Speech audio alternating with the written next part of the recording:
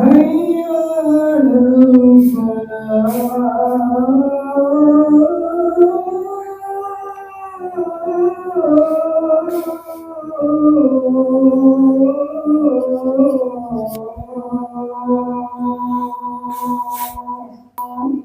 لا إله إلا الله.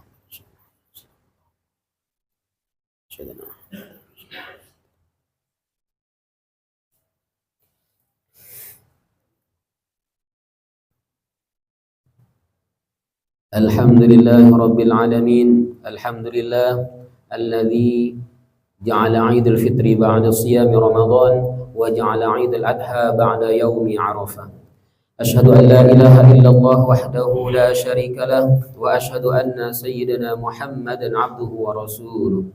اللهم صل وسلم على سيدنا محمد وعلى آله وصحبه أجمعين. أما بعد، فيا عباد الله اتقوا الله حق تقاته ولا تموتن إلا وأنتم مسلمون. Ma'asyiral muslimin, sidang Jumat rahimani wa rahimakumullah.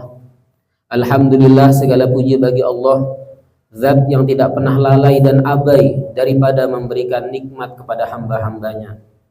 Hatta sekalipun kita sedang duduk di rumahnya yang mulia ini dalam rangka melaksanakan sholat Jumat, miliaran nikmat Allah tidak bisa kita hitung.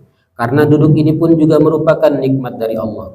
Betapa banyak orang yang hari ini duduk pun ia tak mampu. Mengedipkan mata juga merupakan nikmat dari Allah. Menghirup udara, oksigen, pemberian dari Allah, semuanya gratis. Betapa banyak hari ini orang yang mau bernafas saja dia harus membeli oksigen terlebih dahulu. Begitu banyak nikmat yang Allah berikan kepada kita. Rasa-rasanya tidak mampu kita untuk mensyukurinya kecuali hanya dengan ucapan Alhamdulillahi Rabbil Alamin. Salawat serta salam semoga senantiasa tercurah limpahkan kepada qudwah hasanah kita, manusia yang paling ikhlas hatinya, manusia yang paling besar pengorbanannya, manusia yang paling mulia akhlaknya. Tidak lain dan tidak bukan, beliau adalah Rasulullah Muhammad sallallahu alaihi wasallam. Mudahan di akhirat kelak nanti kita semua diakui sebagai umat beliau dan mendapatkan syafaat dari beliau sallallahu alaihi wasallam. Hadirin jemaah Jumat yang dimuliakan Allah. Pada hari yang mulia ini, di mimbar yang mulia ini, saya berwasiat bukan hanya kepada jemaah sekalian, tentunya wasiat ini juga kepada diri saya pribadi. Marilah kita sama-sama untuk terus menjaga dan terus meningkatkan spirit ketakwaan kita. Takwa yang berarti melaksanakan seluruh perintah Allah dan meninggalkan seluruh larangan-larangan Allah. Wa may yattaqillah yaj'al lahu makhraja. Barang siapa yang bertakwa kepada Allah, Allah akan memberikan solusi. Allah akan memberikan jalan keluar dari segala permasalahan problematika hidupnya. Wa yarzuqhu min haitsu la yahtasib. Dan Allah juga akan memberi rezeki dari arah yang tidak disangka-sangka.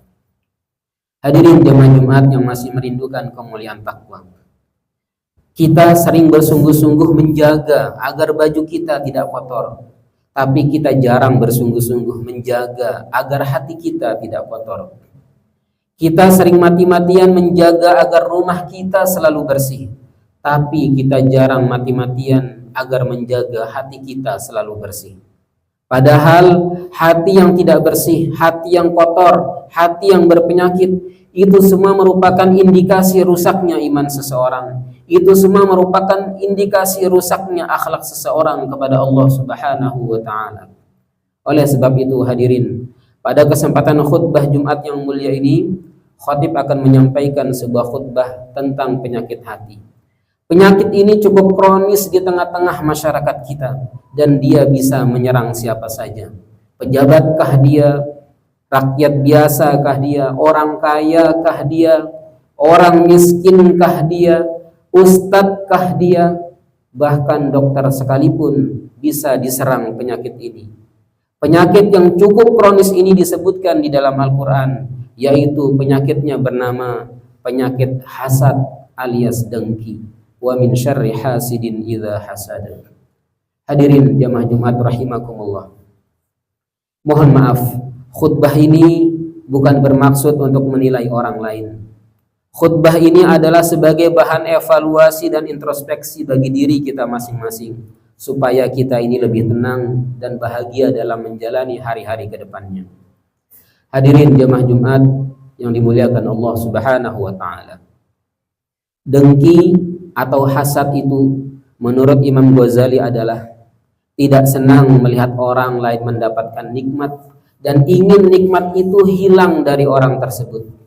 Kalau dalam bahasa kehidupan kita sehari-hari, peristiwa fenomena ini disebut juga dengan SMS.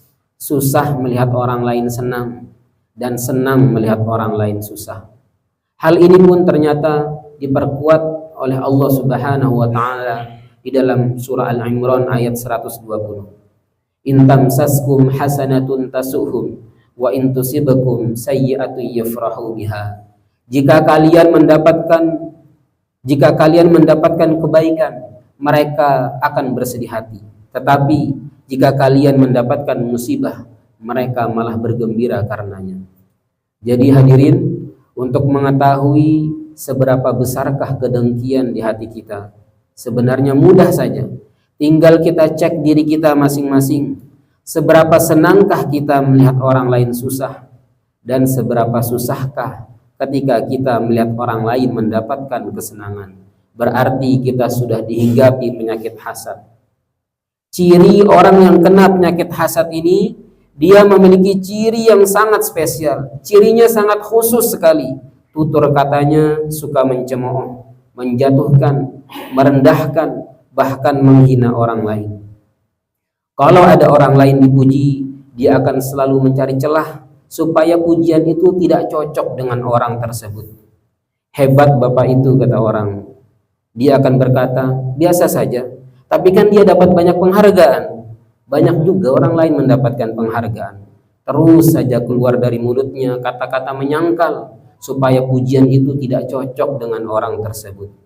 Kawan beli daging sapi, dia beli tempe. Dia berkata, untuk apa beli daging sapi, nanti kena kolesterol. Lihat orang pergi haji, lihat orang pergi umroh. Dia berkata, buat apa pergi haji, buat apa pergi umroh? Sholatnya saja masih belang kambingan, belum tentu dia mengerti. Kalau begitu, berarti kita sudah dihinggapi penyakit hasad. Terus saja mencari celah bahwa orang itu tidak layak sukses, orang itu tidak layak mendapatkan pujian. Oleh karena itu hadirin jemaah Jumat yang dimuliakan Allah Subhanahu wa taala. Orang yang dengki itu akan terus berpikir otaknya, terus memikirkan orang yang dia dengki, bagaimana caranya supaya nikmat yang Allah berikan kepada orang itu hilang. Bahkan pendengki yang sudah sangat kronis, dia tidak hanya sekedar tidak suka melihat orang lain mendapatkan nikmat. Yang paling kronis adalah dia ingin sekali bahwa karir orang tersebut hancur di mata dia. Hadirin jemaah Jumat yang dimuliakan Allah Subhanahu wa taala. Siapa sebenarnya orang yang mendengki itu? Orang yang mendengki itu ya kita-kita ini. Hanya saja ada kelompoknya masing-masing. Pedagang ya dengkinya sama pedagang lagi. Kalau ada toko baru buka, ke sana lebih banyak datang pembeli, muncul perasaan dengki. Dokter ya dengkinya sama dokter lagi. Jarang ada dokter dengki sama tukang ojek. Kalau dia dokter senior, ada muridnya sekarang jadi dokter juga. Pasien lebih banyak datang ke sana.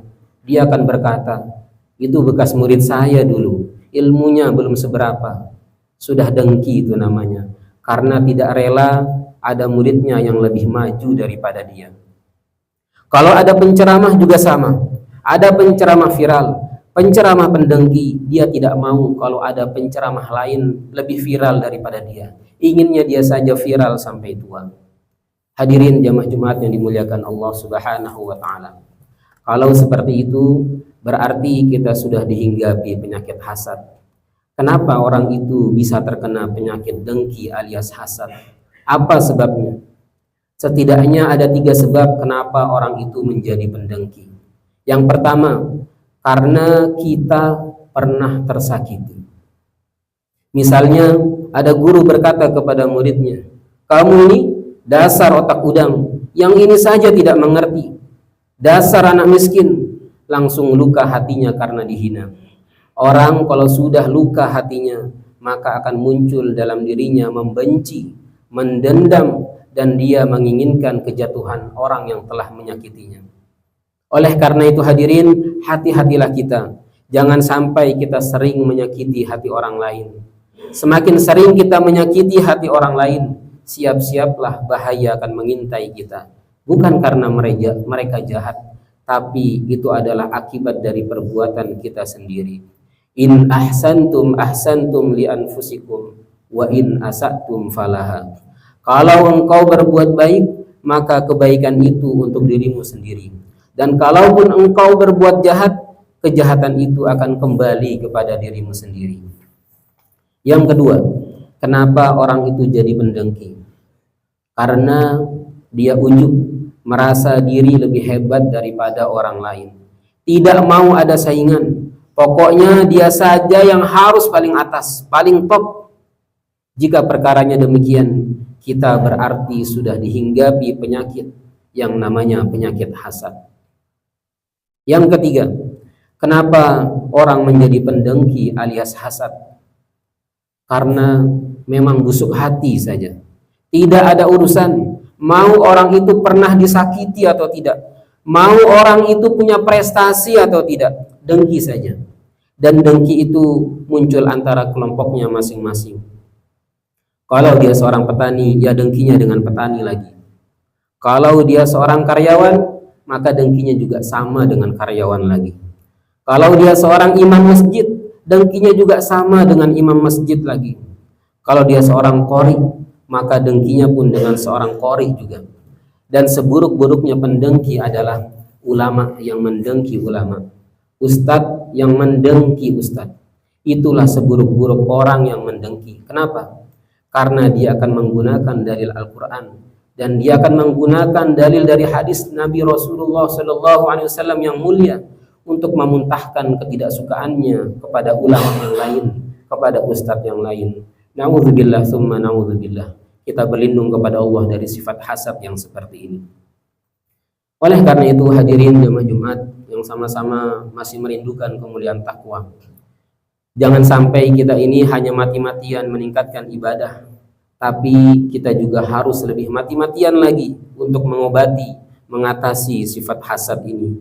Karena bahaya yang paling besar, yang paling fatal dari dengki alias hasad adalah hangus pahala kita, hangus amal kebaikan kita semuanya.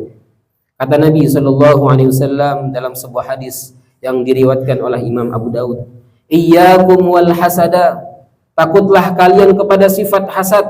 Fa innal hasada, karena sesungguhnya hasad itu ya'kulul hasanat, akan memakan kebaikan-kebaikan. Kalau kebaikannya satu, namanya hasanah. Tapi kalau kebaikannya banyak, hasanat. Salatmu akan hilang, puasamu akan terbang, hajimu akan melayang, sedekah, zakat, wakafmu tidak ada yang berkesan. Kenapa? Karena di hatimu bersemayam sifat kedengkian. Oleh karena itu, berusahalah kita untuk mengobati, mengatasi sifat dengki yang ada pada diri kita. Bagaimana caranya? Setidaknya ada 3 cara yang bisa kita lakukan untuk mengobati kedengkian yang ada dan bersemayam dalam qalbu kita. Yang pertama, yaitu harus dengan ilmu yakin. Ilmu yang paling penting untuk menyembuhkan penyakit dengki adalah ilmu yakin. Apa yang harus diyakini? Pertama, kita harus yakin bahwa rezeki itu sudah diatur oleh Allah Subhanahu wa Ta'ala. Apa yang sudah Allah tetapkan untuk kita pasti akan sampai kepada kita, dan apa yang tidak Allah tetapkan kepada kita, demi Allah tidak akan sampai kepada kita. Kalau sudah bukan rezeki kita, makanan sudah di mulut pun bisa jatuh ke tanah, karena di situ ada rezeki semut. Demi Allah, rezeki tidak akan pernah salah alamat. Untuk apa kita mendengki? Kadar kita sudah ditentukan oleh Allah Subhanahu wa Ta'ala. Yang kedua, jika kita ingin sembuh dari penyakit hasad alias dengki ini, yaitu belajar. Apa yang harus dipelajari? Belajarlah untuk mengakui kelebihan orang lain. Iya, dia memang lebih pintar. Iya, hafalannya memang lebih banyak. Iya, bacaannya memang lebih bagus. Iya, gagasannya memang lebih cemerlang. Belajarlah untuk mengakui kelebihan orang lain. Insya Allah itu akan lebih meringankan kedengkian di dalam hati kita. Yang terakhir, yang ketiga, jika kita ingin sembuh dari penyakit dengki alias hasad ini, perbanyaklah berdoa meminta kepada Allah. Pertama, berdoa untuk orang lain, dan kedua, berdoa untuk diri sendiri. Mudah-mudahan rezekinya makin berkah, mudah-mudahan anaknya soleh-solehah, mudahan keluarga ibu bapak menjadi keluarga yang sakinah mawaddah warahmah. Kita doakan dia, dan ketika kita berdoa seperti itu, maka turunlah malaikat yang mengatakan amin walaka mithluh, kabulkan doa orang ini ya Allah, dan berikan sebagaimana dia mengucapkan doa. Sebaliknya, kalau kita mendoakan keburukan untuk orang lain, maka keburukan itu pun akan kembali kepada kita juga. Doa yang kedua yaitu doa untuk diri kita sendiri. Kalau kita berdoa, kita diperbolehkan dengan redaksi apapun, tetapi di sini Allah Subhanahu wa taala mengajarkan kepada kita langsung dari Allah redaksinya. Disebutkan dalam surah Al-Hasyr ayat 10. Rabbana ighfir lana wa li ikhwanina alladhina sabaquna bil iman wa la taj'al fi qulubina ghillan lil ladzina amanu rabbana innaka raufur rahim. Wahai Tuhan kami, ampunilah dosa kami dan dosa orang-orang yang telah beriman lebih dulu daripada kami. Wala taj'al fi qulubina ghillan lil ladzina amanu, dan janganlah engkau tanamkan kedengkian dalam hati kami terhadap orang-orang yang beriman. Rabbana innaka raufur rahim. Ya Tuhan kami, sesungguhnya engkaulah yang maha penyantun lagi maha penyayang. Bacalah doa ini setiap selesai sholat wajib 5 waktu. Hadirin jamaah Jumat yang sama-sama merindukan kemuliaan takwa. Kalau hati kita sudah bersih, bebas dari kedengkian, maka sekecil apapun amal yang kita lakukan, semuanya akan utuh kita bawa pulang sebagai bekal menghadap Allah Subhanahu wa taala. Tapi kalau hati kita sudah kotor, dengki, merasa hebat dari orang lain, bawaannya pamer saja, maka sebanyak apapun amal kebaikan yang kita lakukan akan hangus seperti api yang memakan kayu bakar, tidak bersisa. Dan kelak pada hari kiamat, orang yang selamat datang menghadap Allah hanyalah orang yang memiliki hati yang bersih. Illa man atallaha biqalbin salim. Yang selamat datang sampai menghadap Allah hanyalah orang yang hatinya qalbun salim, yaitu hati yang bersih, hati yang selamat. Mudah-mudahan Allah Subhanahu wa taala memberikan kita taufik dan hidayah agar terpelihara dari penyakit-penyakit hati ini, sehingga pada akhirnya nanti di akhirat kita selamat menghadap Allah dan dimasukkan ke dalam surganya. Amin ya rabbal alamin. Barakallahu li wa lakum fil Qur'anil azim wa nafa'ani wa iyyakum bima fihi minal ayati wadh-dhikril hakim. Aqulu qawli hadza wa astaghfirullahal azim fastaghfiruhu inna